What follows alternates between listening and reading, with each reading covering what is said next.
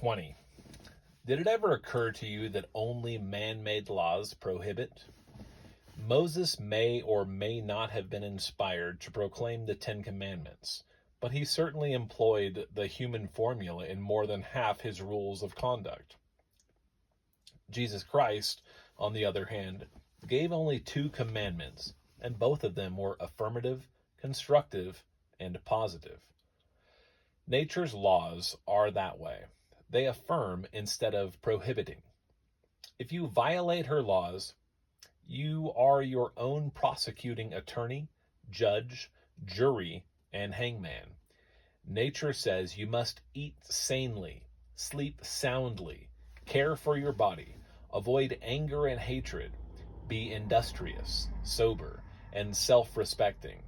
And if you flaunt her laws, you just naturally walk right into the jail of indigestion, nervous prostration, ill health, a bad heart, worthlessness, and failure. There is no appealing the case, and there is no alibi possible, and no one to whom to pass the buck.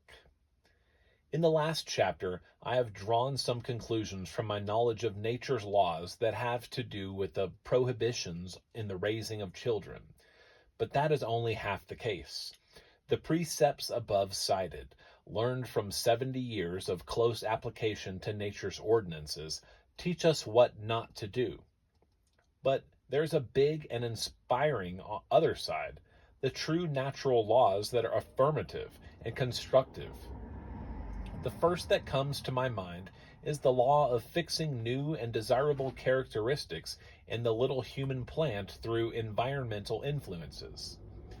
In the last 40 years, I have proved time and again that there is not a single desirable power of which a given species of plants is capable that cannot be impressed on it by breeding, selection, and repetition. I have given scentless flowers perfume, tasteless fruits flavor, dry-colored blossoms, or those with a single hue, brilliant and variegated garments.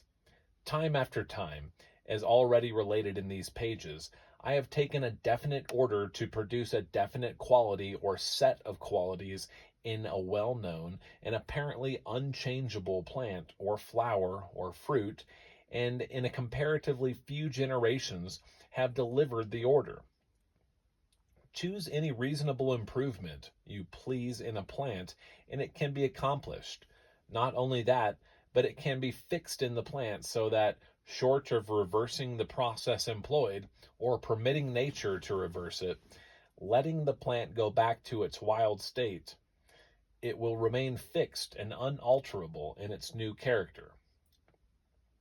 If scientific breeding, careful selection, repetition of impressions, and tireless patience, and strict adherence to the program can achieve this in the plant world, how much more surely could a definite improvement be achieved with your children, more sensitive, more adaptable, and blessed with powers of discrimination, the gift of appreciation, and the ability to reason and compare for themselves.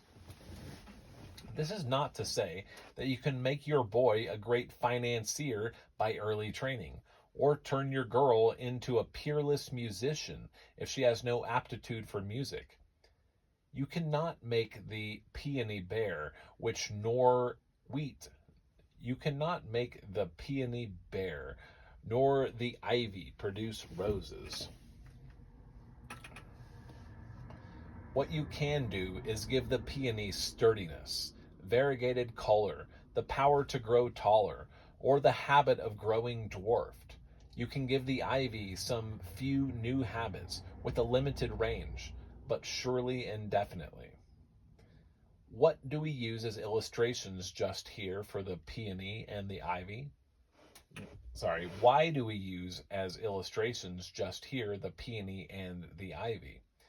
Because if I had used the plum or the poppy or the petunia, I would not have been able to make so clear a parallel with the case of the growing child. The fact is that we have to take into account in the training of the little human plant a factor that will be found in the list of 5 fundamental laws enumerated above that you must get clearly into your mind in thinking of the training of your children. That factor is heredity, a variant in its power and influence, both in plant life and in all other life. Let us look at that subject for a moment from the viewpoint of naturalists and humanists, lovers of all growing things, and under the lights, nature sheds on all such questions. I have said repeatedly that the more heredities are broken up and combined or recombined, the more plastic and adaptable is the resultant cross.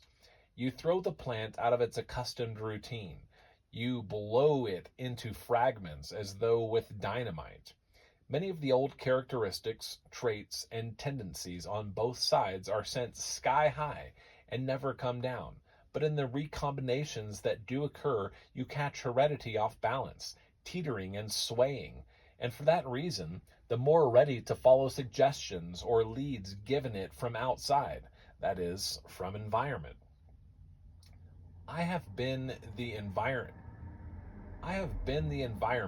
that was directing and leading in my plant experiments. That is just what I have been, an environmental influence, and a strong one.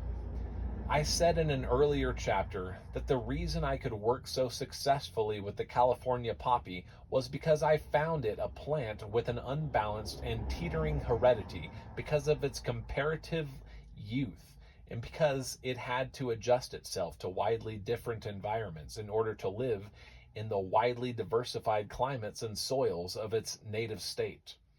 So it was amenable to suggestions and responded to the push and the urge I gave it. But I should have hesitated a long time before beginning experiments with the oak or the palm or the ivy or even the peony. Why? Because back of the oak trees, the palms, especially of the California and other deserts, and the ivy vine are heredities stretching down the centuries into an unknown dawn of time, unchanging, unchanged, and perhaps almost unchangeable. True, the oak has developed into a considerable number of varieties, and there are many kinds of palms and a few of ivy. But generally speaking, these variations have been but slight, so slight that you will find only a few people who can unfailingly distinguish between the varieties and name them all, and describe their differences exactly.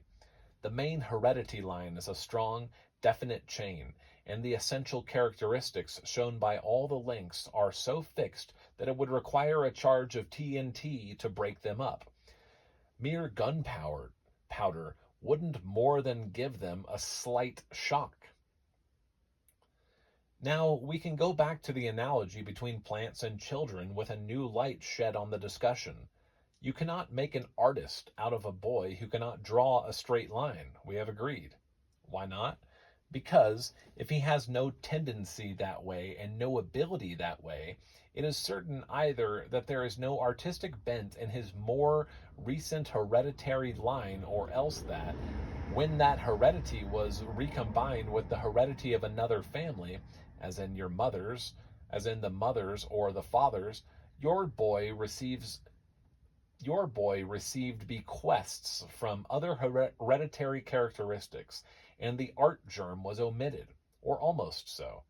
There are artists on both sides who have children with no tendency that way, though that is unusual. If it occurs, it means that the boy got his characteristics from those members of the line before him that were clerks or clergymen or lawyers or businessmen or farmers or artisans, and that the aesthetic germ somehow contrived to come to him dormant, or slightly, or not at all. Heredity and environment, as a matter of fact, are the two forces that are continually striving for the mastery in the plant, or the animal, or the human being. If the heredity is the stronger, the environmental influences will have to be increased in power tremendously to overcome the more static force that is in the heredity. Environment is galvanic, active, positive. Heredity is fixed, established, conservative. In this comparative sense, it is negative. There are many cases, both in my work and in life all about me, where heredity and environment appear to be equally powerful. When that occurs, you have to stand back out of the way before the collision, because it will be like that of two locomotives, the irresistible force of hitting the immovable post. The splinters fly in every direction, and the innocent bystander is the most likely victim. However, we have a pretty good natural environment for most of our children.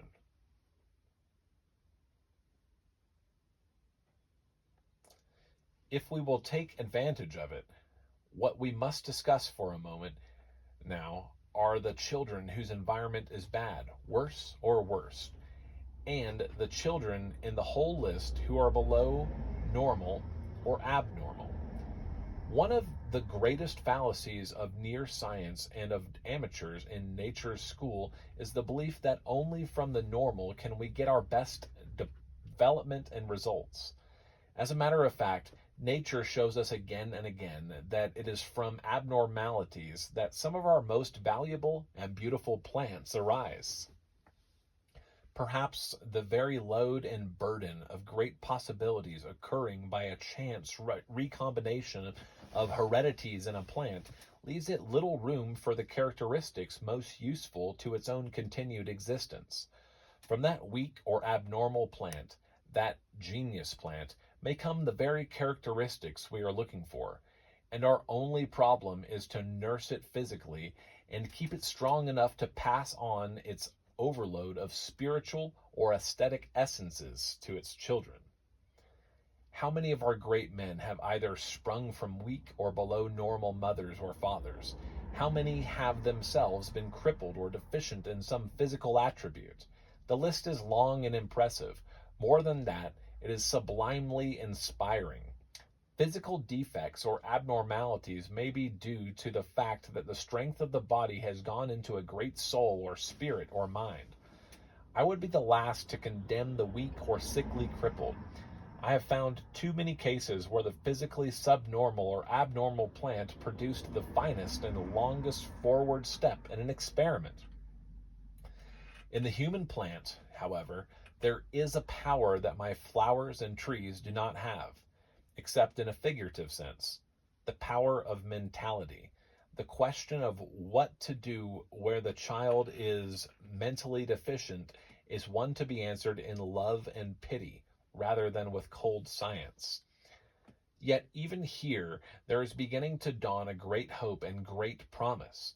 For science has begun to find methods by which even the mentally deficient child can be gently but patiently pressed on by an environment of sunshine and pure air and good food, and by suggestion, education, attraction, and good sense until there emerges from the darkened mind a little spark of intelligence that may be fanned into quite a flame in time.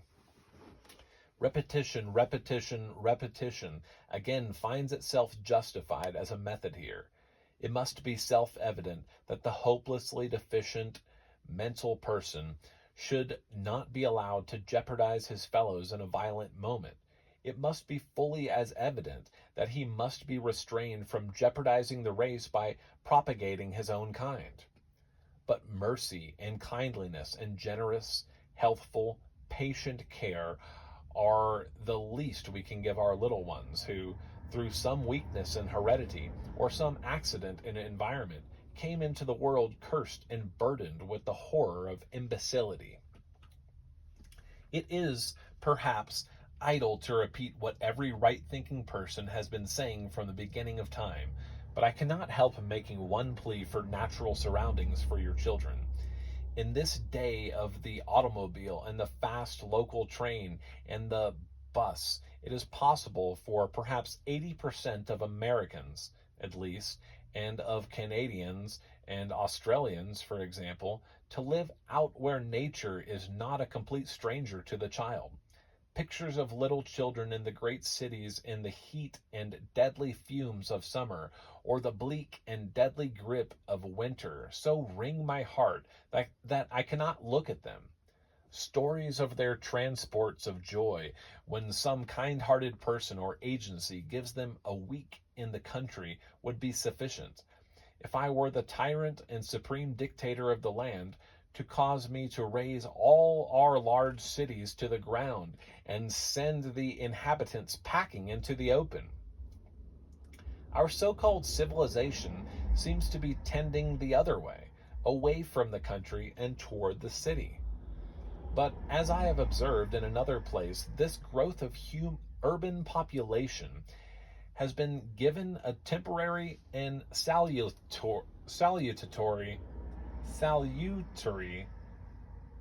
but as I have observed in another place, this growth of urban population has been given a temporary and salutary check, even though it is but a compromise by the development of suburban living. Why are you remaining with your child or your little brood in the fetid and menacing atmosphere of your city, where not only the life of your child is risked daily through accident or disease, but where the peril from bad associations is fully as menacing and deadly in the end? If it is because you cannot live elsewhere, you are to be pitied, but not blamed or censured. But is it, in fact, only because you can sleep an hour later, can find a picture show nearer at hand, can show off more to neighbors, can live a fatter or easier or softer life yourself, without sacrifice or personal inconvenience? If you are rearing little children in a city for such reasons, you are unworthy of parenthood and should be excoriated and shamed by the whole race. Excoriated and shamed by the whole race. Children are as much entitled to open air, to open places, to acquaintance with nature and her wonders as they are entitled to justice and love and a fair chance. A child should intimately know rain and wind, grass and tree, gnats, butterflies, toads, tadpoles, birds and their nests, flowers and their haunts, hay fields and meadows, hay stacks and cellar doors, rain barrels, and the attics of barns during stormy days. They should have rabbits and chickens and squirrels and dogs for their companions and friends. They should be acquainted with dog fennel and sassafras. They should dig caves and explore forests and sail the ocean of a mill pond in the galley of a soapbox raft. They should be out from every breath. They should be out where every breath comes freshened and stimulating from the plain or the hill, where the sun strikes into their little bodies directly, where dew can moisten their feet and snow fall on their glowing faces and the wind lift and rumple their hair. And lastly, let me say that America and Canada and Australia, among other places, but particularly America, is blessed beyond all nations in history by another fact that comes to me immediately from nature's school. The fact of the mixture here of all the races under the sun. I've referred to this fact before, but in this paper on the children, I must remind you of the marvelous possibilities for good and evil that lie in the circumstance that here is found what Zhang Will so unforgettably named the melting pot of the world. The possibilities for evil lie in the natural law, observable in all nature and observed by me intimately for 70 years in my greenhouses and gardens and on my experiment farms. That heredity in recombination multitudes tendencies as surely as it divides or adds or subtracts them, and that the mingling of bad characteristics in one individual with other bad characteristics in another will almost certainly result in an intensification of the bad traits of both sides. The great number of races represented here in America and constantly fusing through marriage has infinite possibilities for harm and danger to the nation. education and training and example will help to strengthen the good in our immigrants and newer peoples. But nothing can prevent bad results of the vicious traits and old bad influences if old heredities are mingled and intensified by union and reproduction. You can cross the bad with the average or the bad with the good, and out of the whole number of resultant individuals will come perhaps many average and a few good ones.